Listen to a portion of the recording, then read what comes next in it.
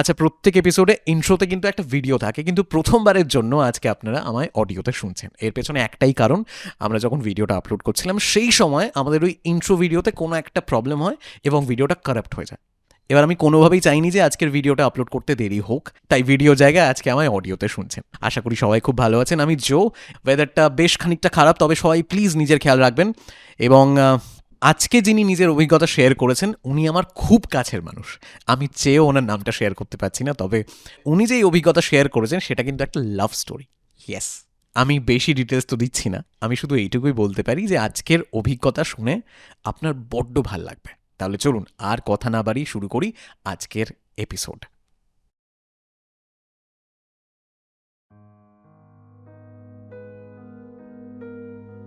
Hello সবাইকে। কিছু ব্যক্তিগত কারণে আমি আমার নাম প্রকাশ করছি না, কিন্তু আমার জীবনের যে অংশটা শেয়ার করতে চলেছি সেটা শোনা বা জানার সময় আমার নাম না জানলেও ক্ষতি নেই। পার্সিউট অফ হ্যাপিনেসে যেমন ক্রিস নিজের জীবনের কিছু চ্যাপ্টারের নাম দিয়েছিল, এটাকেও কিছু একটা নাম দেয়া যায়। আমার তো সেই রকম কোনো নাম মাথায় আসছে না। পুরোটা শুনে যদি আপনাদের কোনো নাম দিতে ইচ্ছে করে তাহলে অবশ্যই জানাবেন। জীবনের এই অংশটায় আমার প্রথম প্রেমের ব্যাপারে কথা বলা। তো প্রেমিকার আইডেন্টিটি রক্ষা করা যেহেতু আমার ধর্ম, তাই নামটা বদলেই এখানে বলছি। ধরে নেওয়া যাক তার নাম মৈত্রেয়ী। এবার মৈত্রেয়ীকে নিয়ে কথা শুরু করার আগে নিজের ব্যাপারে কিছু বলি, তাহলে আপনাদের কাহিনীর শেষ প্রান্তে গিয়ে বুঝতে সুবিধা হবে। আমার নাম কিছু একটা ভেবে নেবেন আপনারা। বয়স 34 বছর, জন্ম ও কর্ম কলকাতা, এবং বাবা মায়ের একমাত্র সন্তান, পৈতৃক ব্যবসা সামলায়। আমার স্বপ্ন ছিল যে একটা ছোট্ট সংসার হবে যেখানে বাবা মা, স্ত্রী ও একটা ছোট্ট ফুটফুটে মেয়ে হবে। মেয়েকে নিয়েও অনেক স্বপ্ন দেখতাম। প্রায় 7 বছর আগে বিয়ে করেছিলাম। সেই বিয়ে নিয়ে অভিজ্ঞতা এতটাই তিক্ত যে বাধ্য হয়েই ডিভোর্স ফাইল করি। অনেকে হয়তো বিশ্বাস করবেন না, কিন্তু আমি ছেলে হয়েও ডোমেস্টিক ভায়োলেন্সের শিকার হই। 2 বছর সহ্য করেছি এই অত্যাচার। আর কিছুদিন গেলে হয়তো নিজেকে বাঁচিয়েও রাখতে পারতাম না। এখন বিয়ে, সম্পর্ক, এখন এসব আমার কাছে আতঙ্কের আরেক নাম। তাই এ জন্মের মতো নিজের একটা পরিবার, নিজের সন্তান, সে সব স্বপ্নকে বিসর্জন দিয়েছি। তবে মাঝে মাঝে এসব নিয়ে ভাবতে গেলে একটু তো আবেগপ্রবণ হয়েই পড়ি। যাই হোক, মৈত্রেয়ীর কথায় আসি।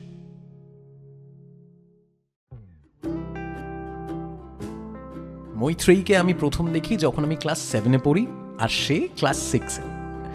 আমাদের একটা ক্লাসরুম পরেই তার ক্লাসরুম। সেই বয়সেই কবে যে তাকে দেখে ভালো লেগে গেছে তা নিজেও বুঝিনি। অল্প অল্প করেই তাকে পছন্দ করতে শুরু করি। তো ওই বয়সে কাউকে ভালো লাগলে সবাই যা করে আমিও তাই করি। প্রথমেই গিয়ে আমি আমার 2 বেস্ট ফ্রেন্ডকে জানাই ব্যাপারটা। তারাও একেবারে উপযুক্ত বন্ধু আমার। নিজেরা জানার কয়েকদিনের মধ্যেই সেটা মৈত্রেয়ীর কানেই তুলে দেয়। এরপর থেকেই মৈত্রেয়ীর হাবভাব একটু পাল্টে যায়। আমাকে দেখে সে যেন একটু হালকা হাসে, মাঝে মাঝে আর চোখে তাকায়। বুঝলাম, সিগন্যাল গ্রিন হয়েছে। ইতিমধ্যে আমার ক্লাসেও ব্যাপারটা চাউর হয়ে গেছে। মৈত্রী ক্লাসের পাশ দিয়ে যাওয়ার সময় সবাই ও করে চেঁচিয়ে ওঠে, আমার দিকে তাকায়। এবার মৈত্রীর হাসি আরেকটু চওড়া হয়। এই সময় মনে হলো যে ঠিকঠাকভাবে যদি প্রপোজই না করলাম তাহলে আর প্রেম কাহিনী শুরু হলো কই।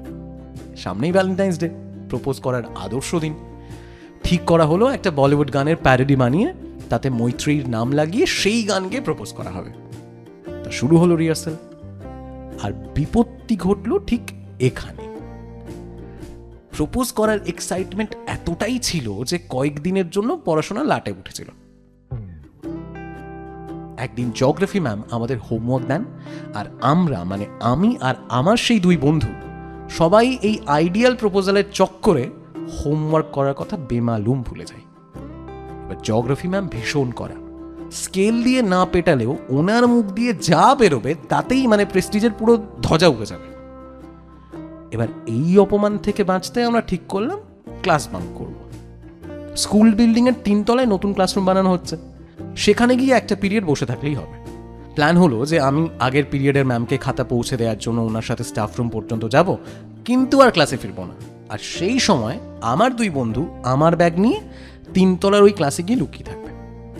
এবার স্টাফ রুম থেকে বেরিয়ে যখন 3 তলা যাচ্ছি তখন দেখলাম স্কুলের একজন সিকিউরিটি কাকু আমারই সেই দুই বন্ধুকে নিয়ে যাচ্ছে প্রিন্সিপাল ম্যামের রুমে, আর ওদের হাতে আমার ব্যাগ। শেষ, বুঝে গেলাম যে আমরা ফেঁসে গেছি। এবার প্রিন্সিপাল ম্যামের সামনে কিছুক্ষণ কুমিরের কান্না করার পর বাড়িতে ফোন গেল এবং যথারীতি গার্জেন কল হলো। এবার স্কুল থেকে গার্জেন কল হয়েছে, এখানে কোনো দুঃখ নেই, কারণ ওই ব্যাপারটা ছিল কলার উঁচু করে বলার জিনিস। দুঃখ পেলাম অন্য জায়গায়। বাড়ি থেকে যতক্ষণ না পর্যন্ত বাবা মা আসছে ততক্ষণ আমাদের স্কুলের মেন স্টেজের পাশে কান ধরে দাঁড়িয়ে থাকতে হবে। এবার মেন স্টেজের ঠিক পাশেই ছিল মৈত্রীর ক্লাসরুম। ওর ক্লাসে বসে সব দেখা যায়। টিফিনের সময় প্রচুর লোকজন এসে দেখে গেল আমাদের অবস্থা, কিন্তু তাতেও অতটা কষ্ট পাইনি যতটা পেয়েছিলাম যখন মৈত্রী নিজের বন্ধুদের সাথে এসে আমার সামনে দাঁড়ালো। একবার ফিক করে হেসে তারপর জোরে জোরে বন্ধুদের সাথে হাসতে হাসতে চলে গেল। বিশ্বাস করুন, সেই দিনের মতো প্রেস্টিজ পাংচার বোধহয় আমার আজ পর্যন্ত হয়নি। তারিখটা আজও মনে আছে, ভ্যালেন্টাইন্স ডে ঠিক একদিন আগে, 13ই ফেব্রুয়ারি 2004। আমি আর মৈত্রী এক স্কুল বাসে বাড়ি ফিরতাম। সেদিনের পর অনেক দিন লজ্জায় মৈত্রীর সাথে কথা বলতে পারিনি। এবার মার্চে অ্যানুয়াল এক্সাম শুরু হবে। এবার ধীরে ধীরে যখন আবার কথাবার্তা শুরু হলো, তখনই সব থেকে কষ্টকর খবরটা পেলাম ওরই কাছ থেকে।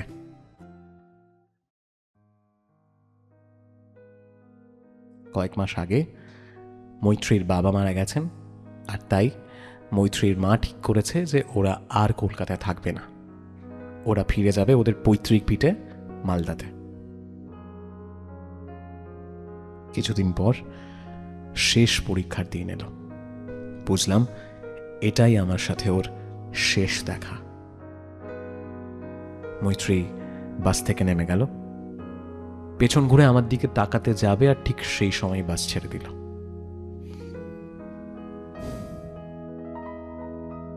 দু সালে সোশ্যাল মিডিয়া ছিল না, মোবাইল ছিল না, বাড়িতে ল্যান্ডলাইন থাকলেও তাতে ক্লাস 6 বা 7 বাচ্চাদের হাত দেওয়ার অনুমতি ছিল না।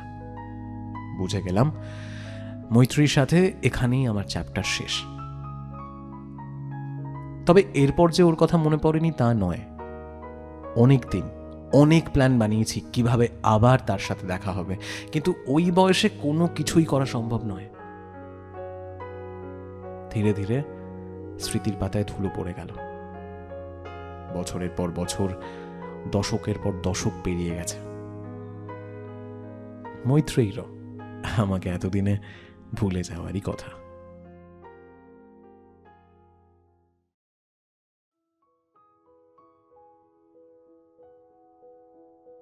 এগারোই ফেব্রুয়ারি 2024, রাত ওই প্রায় 11টা।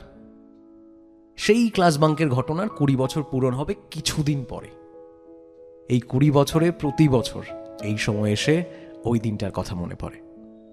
এখন সোশ্যাল মিডিয়া যুগ, মৈত্রীকে মাঝে মাঝে ফেসবুকে খুঁজেছি কিন্তু পাইনি। পুরনো ভালোবাসা রোজ রোজ তো আর খোঁজা হয় না। এই বছর 20 বছরের একটা মাইলস্টোন পূরণ হচ্ছে, তাই আরেকবার খুঁজলাম। আর ইন্টারেস্টিংলি পেয়ে গেলাম এবার। মুখের আদল একই আছে, একটু ম্যাচুরিটি এসেছে চেহারায়, চোখে চশমা লেগেছে, আর বেশ স্মার্ট মহিলা বলা যায়। আর কোলে একটা ছোট্ট বাচ্চা মেয়ে। বুঝতে অসুবিধে হলো না বাচ্চা মেয়েটা মৈত্রীর। ফ্রেন্ড রিকোয়েস্ট পাঠালাম, মুহূর্তের মধ্যে অ্যাকসেপ্ট হয়ে গেল।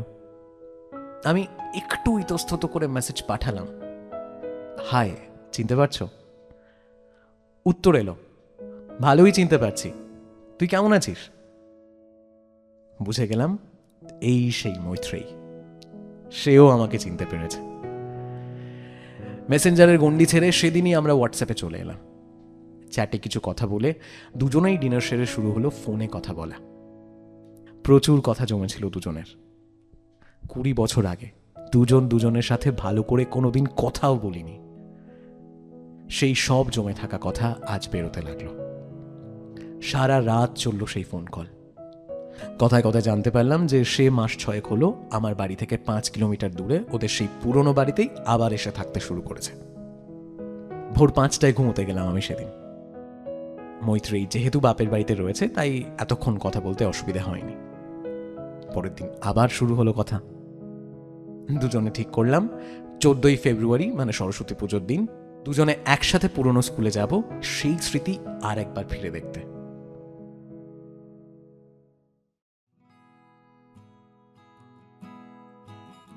প্রায় 20 বছর পর দেখা হলো মৈত্রীর সাথে, সেই পুরনো স্কুলে, সেই ক্লাসরুমের পাশে।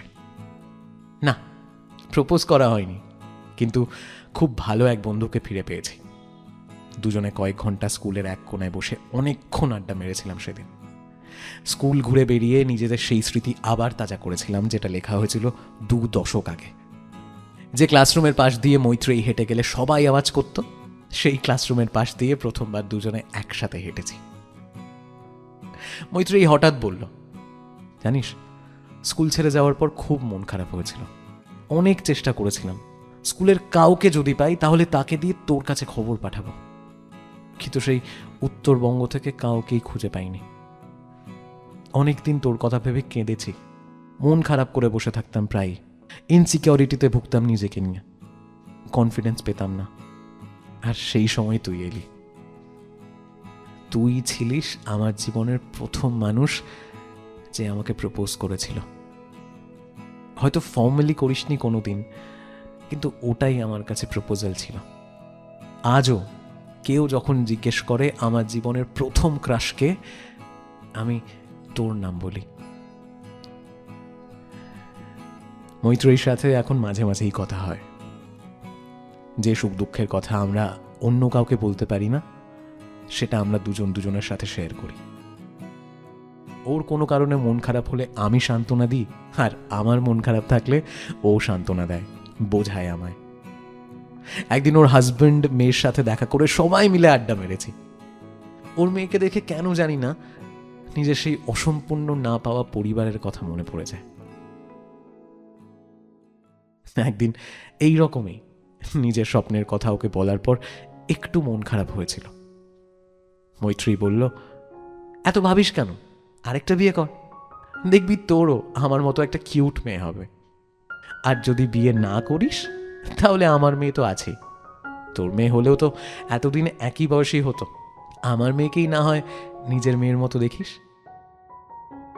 আমি জানি না এটা শুনে খুশি হব কিনা, মনের মধ্যে একটা মিক্সড ফিলিং সেদিন থেকেই চলছে। আমার সেই ছোট্ট পরিবারের স্বপ্ন আর কোনোদিন হয়তো বাস্তব হবে না, কিন্তু তার মধ্যেও একটা স্বপ্ন কোনো একভাবে তো পূরণ হলো। এই অভিজ্ঞতাটা সিনেমার মতো শোনালেও একেবারেই বাস্তব একখানা ঘটনা। ওই যেমনটা প্রথমে বলছিলাম যে আজকে যিনি অভিজ্ঞতা শেয়ার করেছেন উনি আমার খুব কাছের মানুষ। আমি চেয়েও ওনার নামটা শেয়ার করতে পারছি না, তবে আই এম শিওর এই অভিজ্ঞতাটা আপনার মনে থাকবে।